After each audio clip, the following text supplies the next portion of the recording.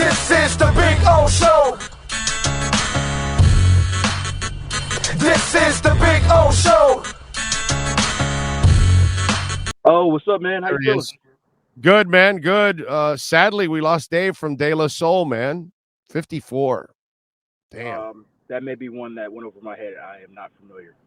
You're not a De La Soul guy? No, man. Is that a musician? I really don't want to sound stupid here, so I'm just going to let you tell me who he is. Rap? Is that somebody? Is that De La somebody I should Soul? know? Is that somebody I should know? Really? Wow. I'm super shocked that you don't know the rap band or group De La Soul. No, I do not. I do not. Rest in peace to him, but yeah, I'm not familiar. No, you have to be, bro. No. I mean, no. maybe I've heard a song or two. No, you've heard several. Yeah. There's no freaking way. I may just not know the group. I just may not know the group's name off firsthand, but maybe I've heard some of their songs. Yeah, no, you gotta know De La Soul, bro. Everybody knows De La Soul. Yeah. Oh man, when you get off this interview, get on your iTunes, put De La Soul. All right. And hit a couple songs, you're gonna go, oh, okay. I don't want to do it here now because I'm sure I probably heard the songs. Guaranteed. When you mentioned the name De La Soul, it didn't click for me, and so maybe this is my post Super Bowl brain, and I'm just not there. But I was like, look, I could tell by your reaction, you were just like shocked for like 2 or 3 seconds. I'm like, I probably should know this person. Yes. Legends. People are saying Cam needs help. Big O was so shocked, I thought his screen froze. Yeah. I need help regardless, but clearly I need it after not recognizing the name off rip. So yeah, I remember. No, somebody brought it on my rest of my afternoon. It's a nice day out. I'm gonna drive with De La Soul playing in my car. Me, myself, and I. Yeah. You don't know that song, Me, Myself, and I? I don't know it off name. Wow. Like I said, you got to realize, one, I am 29 years old, so there are some things that I may have missed that I probably shouldn't have missed. Yeah, but you know LL Cool J, and you know Run DMC, and you know. Yes, I do know. I do know these guys are in that plateau. They're right there, like, just maybe a slight notch under those legends there, but So who's? Oh my God! Were they always a group, or were there any individuals? No. They've always been a group. Yeah, okay, they've always been. Yeah, gotcha. Yeah. Trust me.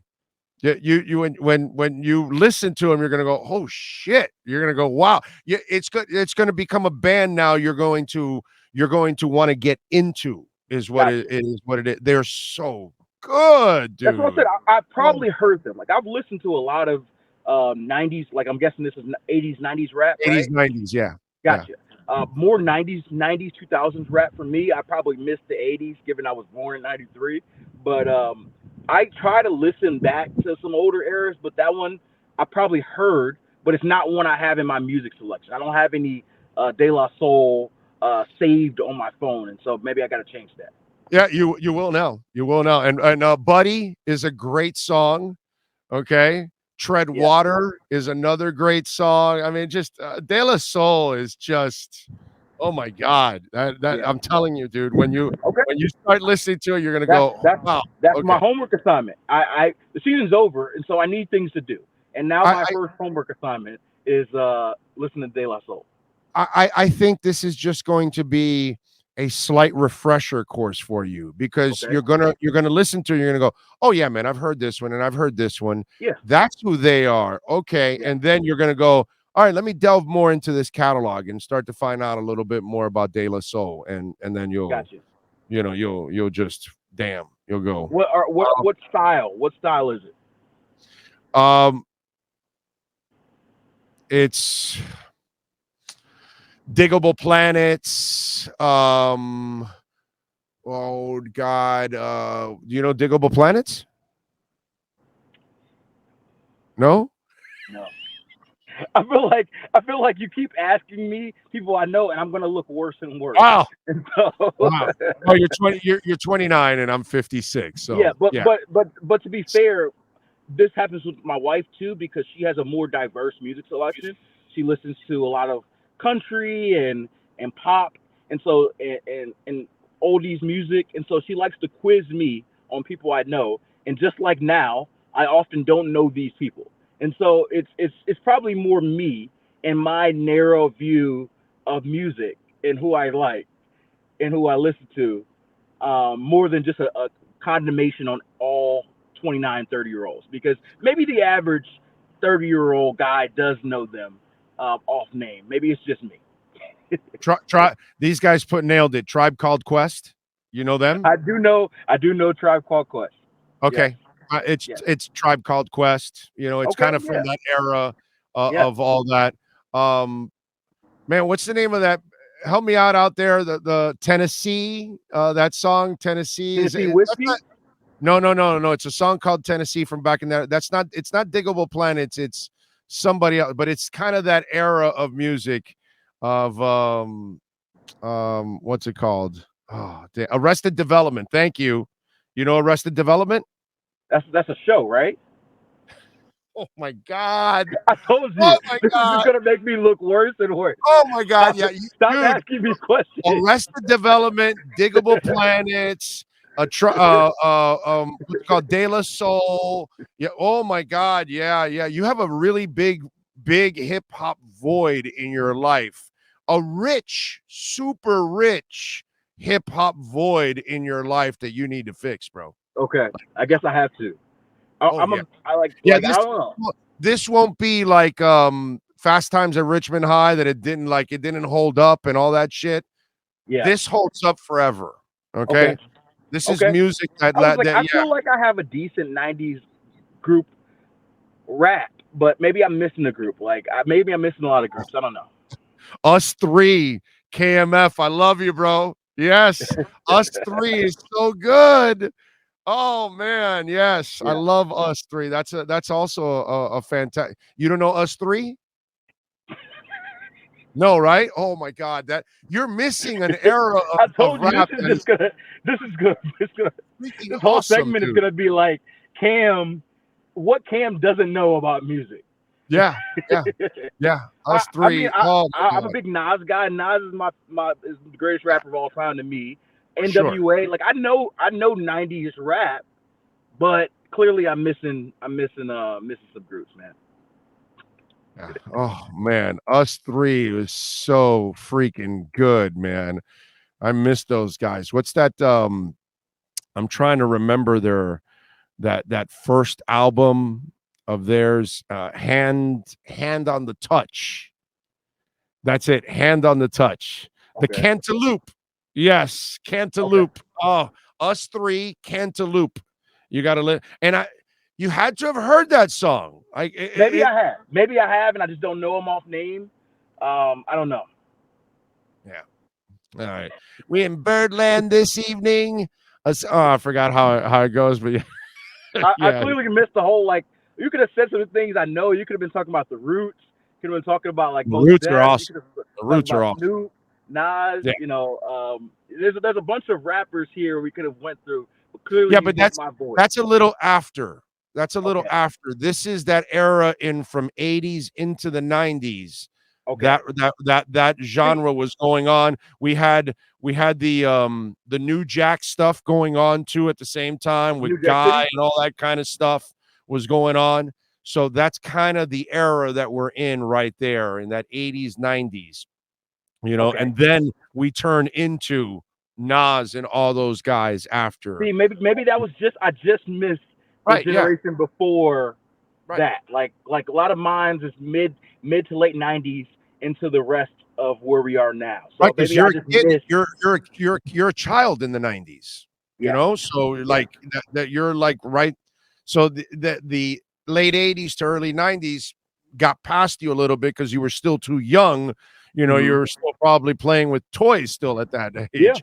When you Yeah. got to like 10 or 12 or 14 is when you start really kind of growing in your music. So for perspective here, the first rap album. Sean, wait a minute. Sean is No, joining I in. wanted to throw something in. Dougie came in and said, "Tell Cam that Nas song "Got It" is with De La Soul." Okay, I know that song. I know that Okay. song. I know Okay. pretty much every Nas song. So now I can hear that. I didn't know any original De La Soul songs off rip, but now I'm thinking about that song and I can picture it. So that thank you, appreciate that. That helps. There you go. Now I can recognize at least a style. Like I said, I just didn't know their name off rip and a list of their songs. Um, but yeah, like I said, I may have missed a void of a group. For perspective, like the first rap album I listened to that was current was Godson, Nas' Godson. My uncle put that on me. I don't know when that album came out, but everything before that I had to go back and manually listen to because it wasn't of my generation. So whatever year that album came out, everything else I had to go back and listen to. So I probably didn't go Well, that far. Arrested Development, Diggable Planets, Us Three, De La Soul. You gotta, you need to delve in. Yeah. You need to delve in. You're gonna love it. You're gonna love it.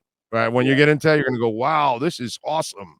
This is amazing stuff. So, all right. Gotcha. What'd you think yesterday of the call?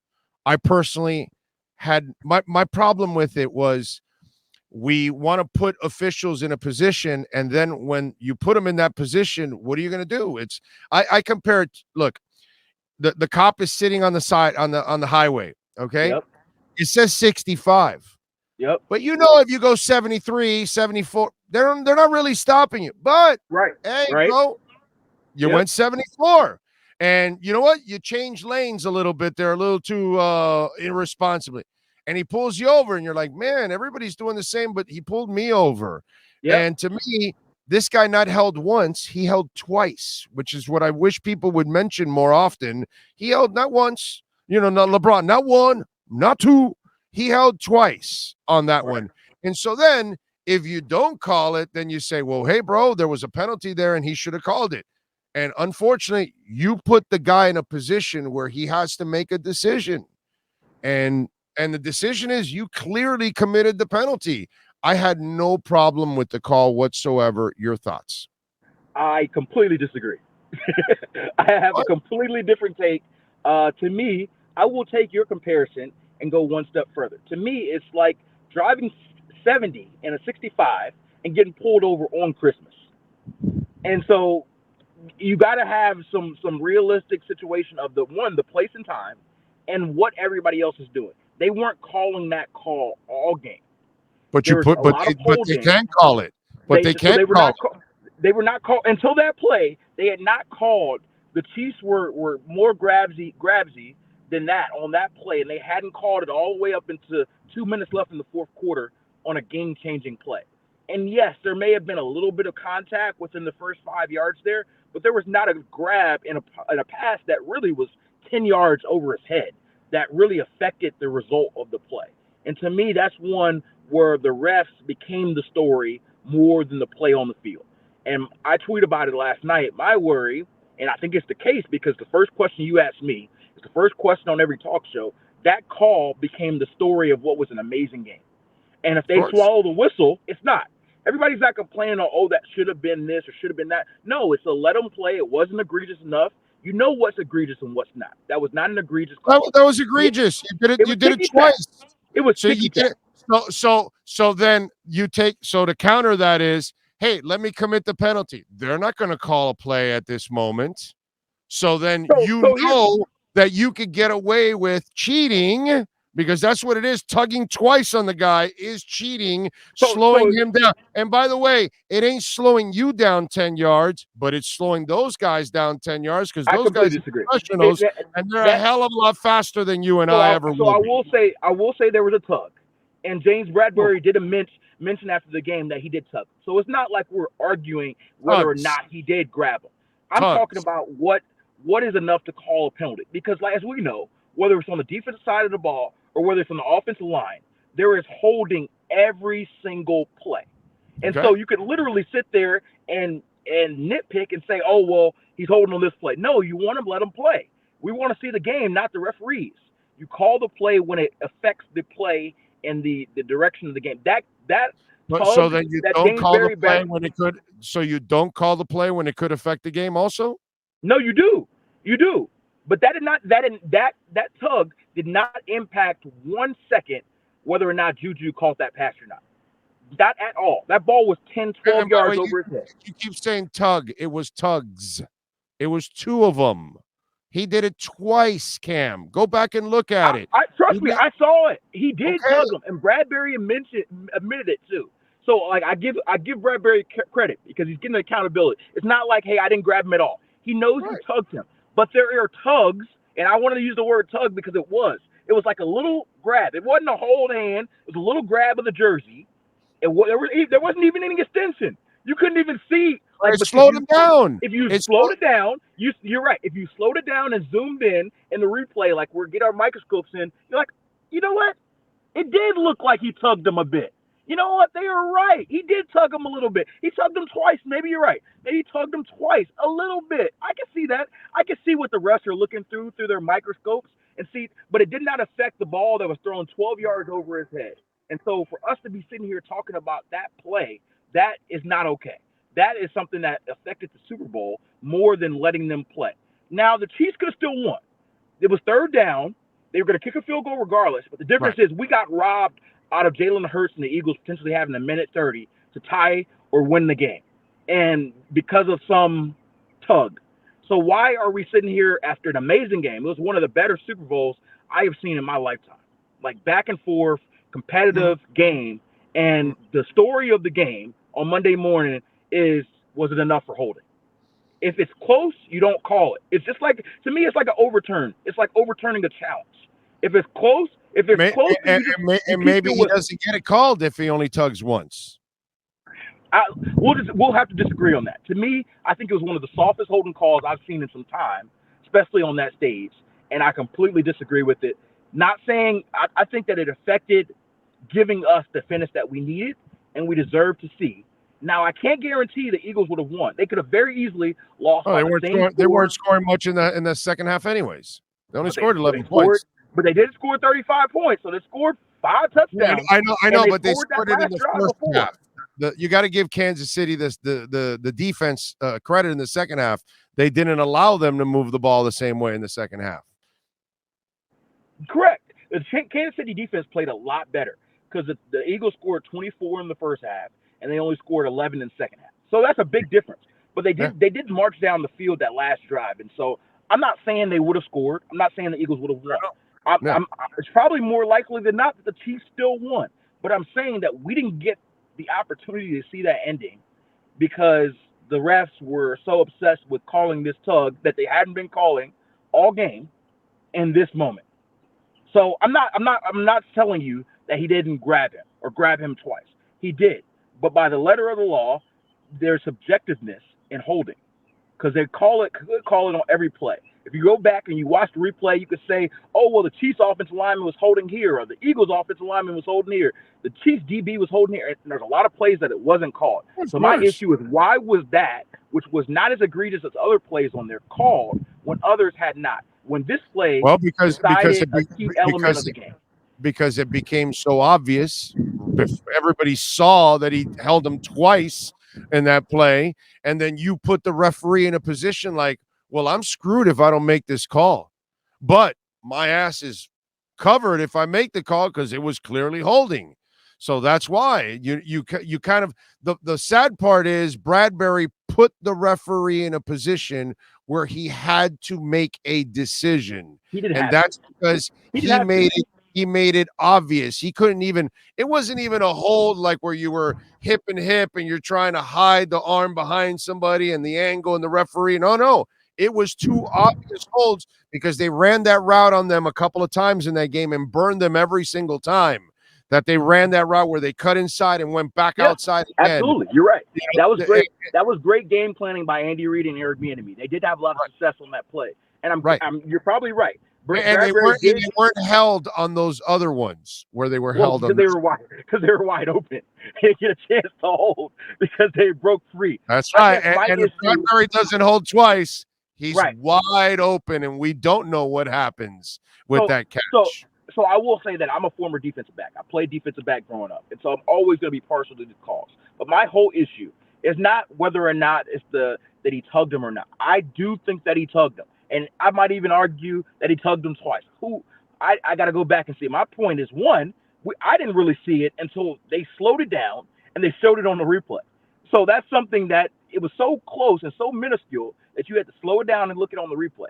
And the second part of it is that they had not been calling that all game. They had been letting them play. It's sort of the old playground rules, right? You play basketball. I play basketball at 24-hour Fitness or LA Fitness, right? And the thing is, hey, I tell them, hey, if you're gonna call calls, if you're gonna call your foul, then let's call it both ways, right? Then I'm gonna call my foul. Or if you're gonna call that in the first quarter, then call it. That's fine. Keep it call in the fourth quarter. But if you're not going to call that the first quarter, the second quarter, the third quarter, and then all of a sudden in the fourth quarter, you're going to say, well, now it's a foul. That's what I have an issue with, especially in a big stage like the Super Bowl inside the 2-minute calls. That's something we had seen all game from both sides. Contact within 5 yards, even if there's tug, even if there's a little pushing, and not called. But in that moment, they decided to call it. They decided to make that play about them, the referees, and making a call. And now we're sitting here Monday talking for 10 minutes on this show, not about how Patrick Mahomes came back and rallied his team for a second Super Bowl and where that stacks him up among the legends and the greatest of all time, not Jalen Hurts' great performance, kind of shutting people up about what he could and couldn't do as a quarterback. We're talking about whether or not a tug was enough or two tugs was enough to give them an automatic first down and potentially change the outcome in this game. And that's what I have an issue with. All right, the really important stuff. How good was Rihanna last night? So this is interesting because I thought she was really good. She was really good. I'm a big Rihanna fan, and I thought it was dope. There's a lot of men's hearts broken seeing her pregnant once again because one baby, you're still over, but two babies, it's going out the window, right? But there was a lot of argument. I had a Super Bowl party, and there's women there, there's men there, and there was a whole argument after she performed whether or not it was a great performance. Because obviously, because she was pregnant, she was not having a lot of movement, right? And so I understood that. I haven't been pregnant, but I know that. Here's the thing. Here's my problem with that. Here's my problem with that thinking. Go ahead. Here's my problem with that thinking. Yeah.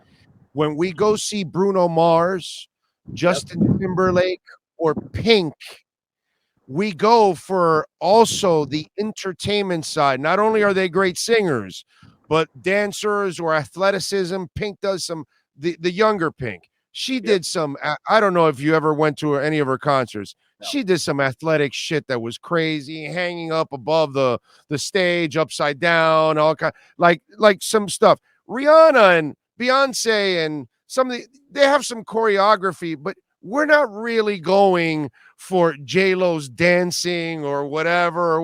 We're going for their sing. Well, not J-Lo, but for Rihanna and for Beyonce, we're going for their singing and the whole stage performance itself. So if people are like, oh, well, she's pregnant, dude, she looked classy. She did a really good job. It's really difficult what she was doing, hanging up there in the air. By the way, really, you can see that she's shaking while she's performing when they had the close-up. So to me, she's not that kind of performer that we go out there and we're going to go wowed by her dancing and her movements. That's not really what her performance is all about. There are certain performers that do that kind of stuff, like I mentioned. So to me, that was like a reach by people. I just think those people, they wanted the sexuality. They wanted the skin. They wanted the skin of J-Lo and Shakira, of a couple of years ago. A lot of men. You're saying a lot of men, obviously. Exactly. And Rihanna is super sexy when she's in Barbados. You know what I'm saying? When she's heading her parade in Barbados and you see her scantily clad, she couldn't do it because she was pregnant. But I love the way they offset that. And the performance came from everybody else and the choreography and everything else. I thought it was super cool, and I thought they used their imagination to actually pull off a great performance, actually. Absolutely. I thought it was phenomenal. I thought the choreography was really good. I thought the whoever designed the show flow of it and the camera angles was great, and she was so comfortable in her setting. Talk about being pregnant. Look, I had a lot of wings last night, a lot of drinks. I could not, when I got to the gym this morning, it took me a while to do 13 minutes straight of anything. And I am not pregnant. I just had wings and drinks, And so for her to be pregnant, doing what she did, I mean, obviously it wasn't a lot of movement, but she did do some movement. And she's moving between songs and keeping it flowing. And let's just keep it 100. Rihanna has never been this great dancer person anyway. So I'm not sure if they were expecting her to turn into these people. That's never been her thing. Like she's not Alicia Keys at the piano, but she's that's not her forte. Her forte is her singing, her flow, her swag, and everything she does outside of her music. Bruno Mars has a broken leg. You're gonna walk away. Shit, dude, this sucks. I mean, he sounded great, but damn, he couldn't dance. And why? Because Bruno Mars can dance his ass off. Right. So he's going to wow you with all kinds of moves. That's why you go to a Bruno Mars concert, not just for his singing, but also the entertainment side. So to me, that was the big crap that a lot of people threw out there when she's not really much of a dancer. Like, oh my God, look, did you see the moves on Rihanna? No, dude, these are the moves you want to see on Rihanna. I'm listening to her. I'm listening to her voice. And because to me, Rihanna's an artist, and although she's a lot richer and makes a lot more business than a lot of folk, but to me was more relatable than a lot of these R&B artists because of how she carries herself, her swag, her flow, her music. That to me is a great appeal of Rihanna. Let's be fair. Beyonce is great and she has her beehive, and I do not want to get any beehive people upset at me. But Beyonce is she's the queen. She's heads and shoulders above the where she stands on the stage. It just kind of feels like she's different than everyone else. Whereas Rihanna, she's always felt like one of us, even though she's been all of that. And so to me, I come to see everything Rihanna is, not what she's not. And to me, what we saw with her being pregnant and her performance, I saw exactly what I thought I was going to see from Rihanna, even if she wasn't pregnant. Maybe a little less movement, but to me, I was really impressed. I thought it was a great halftime show. The other thing is a lot of people love the guest performance. So everybody was waiting desperately to see who she's going to bring out. Is it going to be Jay-Z? Is it going to be Eminem? And so there's probably a little bit of disappointment that it was no one. But Rihanna's a big enough artist to carry this show on her own, and I don't think she needed anyone to come out with her. Dude, her catalog, she doesn't need it. She was fine. She did a great job yesterday. She played a lot of her big hits too. I thought she did a fantastic job overall. I have zero issue with it. What I like is I like variety. And so we saw several different rappers last year. Now we saw an entertainer. I've seen rockers in the past. I've seen all kinds. And that's what I think you just got to keep doing. Just keep being diverse and keep adding different types of acts.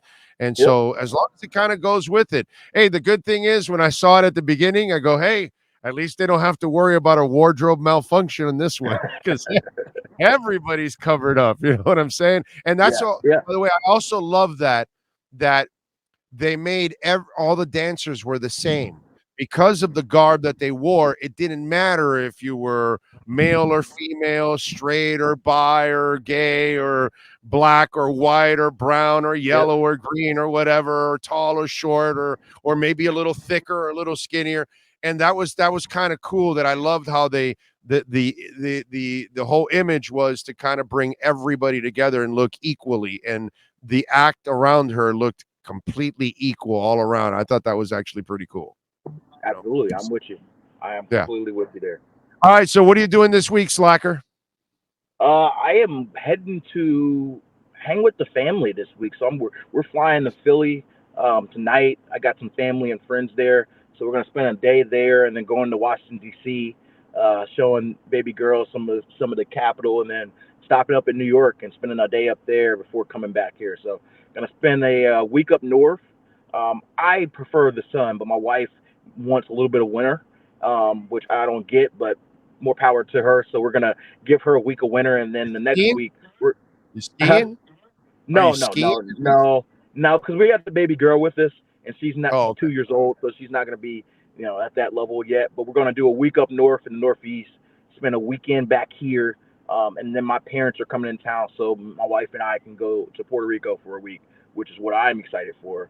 The actual warmth, so we'll spend a week out there. So a couple weeks of just hanging with the fam, doing a little vacation, and then back into combine season. So trying to squeeze in a little. Puerto Rico is fine. Yeah, Yeah, boy, that is a yeah, fun place, bro. So you'll absolutely, enjoy absolutely. yourself there. By the way, Yeah. did you have any issue?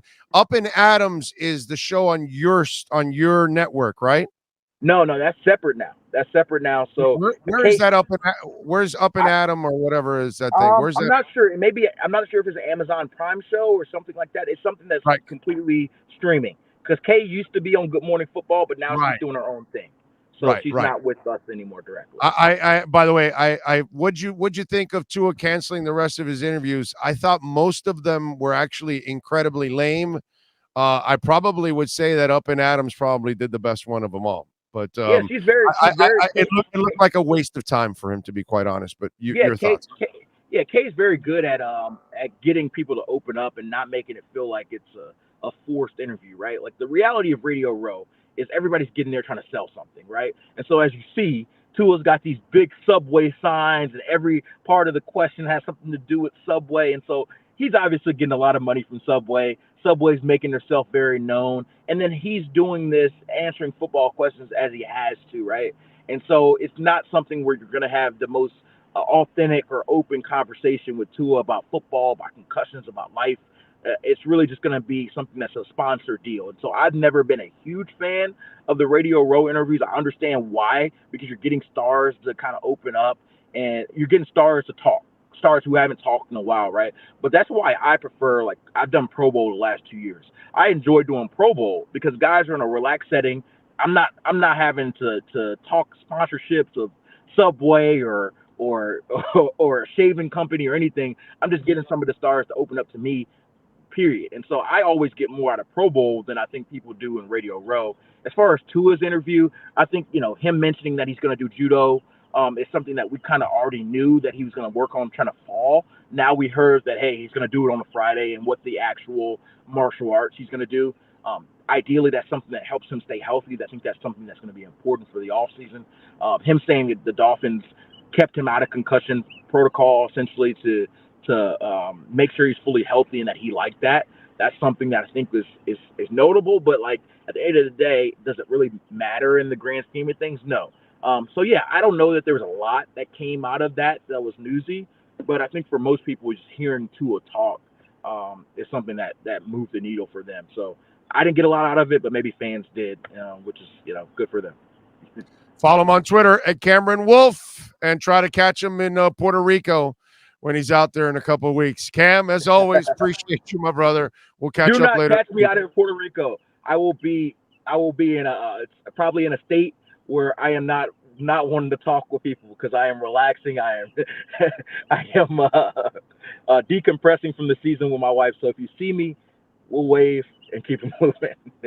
Right now, when you hang up with us, De La Soul, Me, Myself, and I, put it on right now, and you're going to go, oh, dude, I've heard this 8 billion times. Watch. I'll do it right now. All right. Here we go. The Wolf Pack has been unleashed.